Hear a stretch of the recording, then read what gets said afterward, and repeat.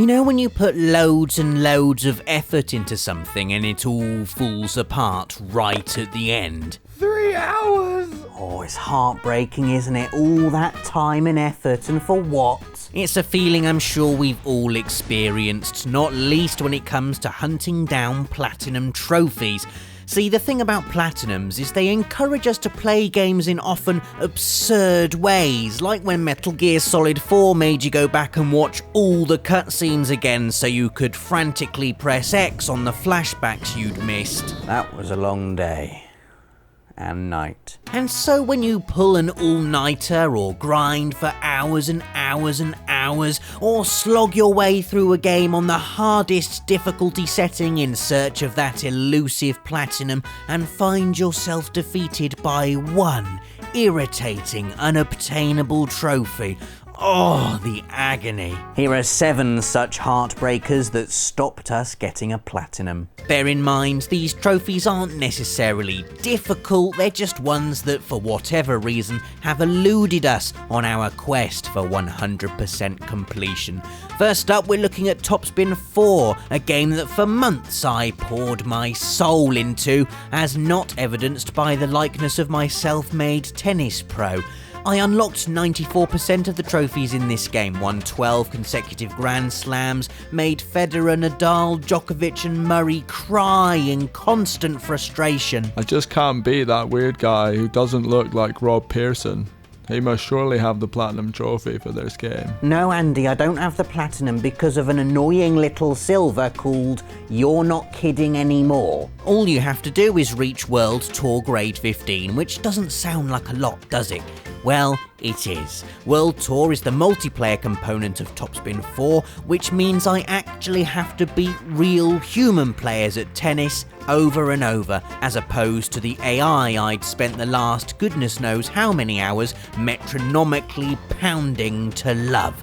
Humans do things like return serve and crash unstoppable aces right down the middle, and it's just not fair. To reach rank 15, you have to win consecutively too and build up your experience, as lose too many and your ranking actively goes down. Which, if you're a regular viewer, you'll know would take far too much effort for me. Game, set and match, the You're Not Kidding Anymore trophy from Topspin 4. Ah, multiplayer trophies, the bane of many a platinum hunter, especially if the platinum in question is the one for Assassin's Creed 4 Black Flag.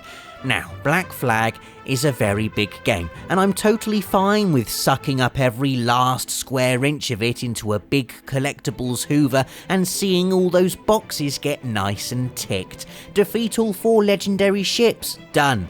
Fully upgrade the jackdaw with all the best cannons and stuff, yeah, done that too. Visit every location, find every shanty, butcher all the local marine life, yes, yes, yes. But then we come on to Committed to the Cause, a trophy that wants you to reach level 55 in multiplayer. Now, I will harpoon a beautiful, innocent virtual whale for virtual bling, but ascending 55 ranks of PvP hide and seek, that's where I draw the line. I'm just no good at it. You know, the whole take your time, do your very best, I'm definitely not a human walk before shivving your target in the guts thing.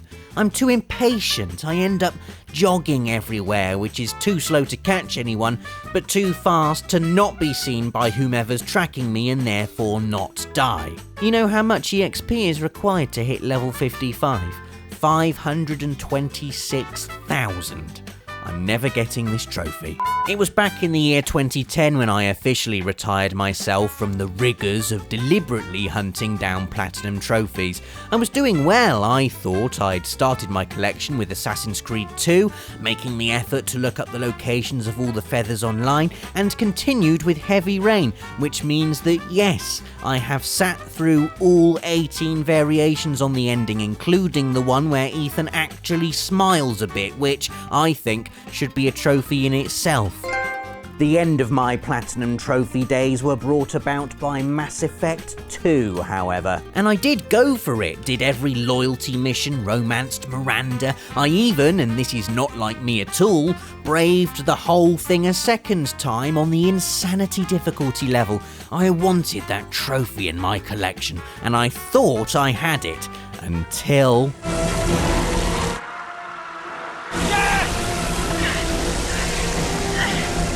Why is she dead? I did a loyalty mission. Then I remembered I'd annoyed Jack by taking Miranda's side in an argument earlier on in the game, having ballsed up the chance to placate them both by not having a high enough Paragon rating.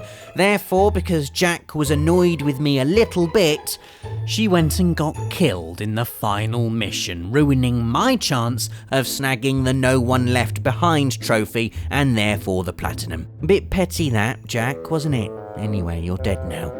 Next up, and we all know Nathan enjoys the odd bit of Destiny. You know, he likes having the odd 3 characters, and back in the good old Year 1 days, using one of them to grind for the odd 5 hours to farm Ascendant Shards for the others so they can do the odd raid or 2 on hard mode, with the odd piece of maximum light level gear. Now, I'm not going to compliment Nathan ever, but I will say he's not terrible at Destiny. In fact, he was so not terrible, he decided he'd have a crack at the Platinum Trophy.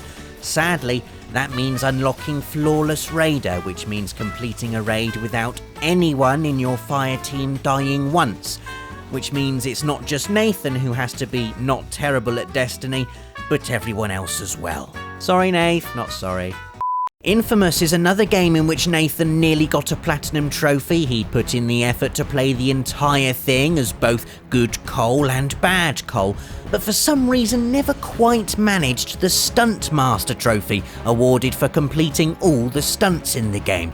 Now, the stunts in Infamous can be pretty challenging, especially ones that require circumstances you'll only find in certain missions.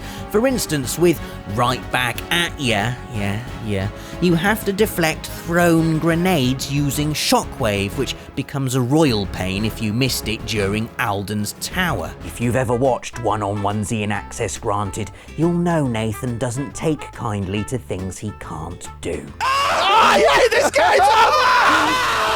And so, sadly, the Platinum Trophy for Infamous remains out of Nathan's reach. Penultimate entry now, and we're talking about Red Dead Redemption. Man, I loved this game. It's in my personal top 5 of the PS3 generation, and I deserved to have the Platinum Trophy in it. Look at everything I've unlocked. I won Liar's Dice without losing a single die. I broke all the best horses, found all the rare weapons, unlocked all the outfits, evaded the US Marshals while riding the Hungarian half-bred. That was really hard. I completed the game 100%. Everything done, mastered, finished. So where's my Platinum Trophy? Oh yes, locked behind another cheeky multiplayer silver called The Quick and Everyone Else, which, at first glance, doesn't seem too bad. Be the top scoring player in 3 free-for-all games in public matches. Okay, I'll get there. Then you look a bit closer. Be the top scorer in 3 consecutive free-for-all games in public matches. Unbelievable. All my hard work for nothing. I tried for a bit. Occasionally I won a free-for-all match.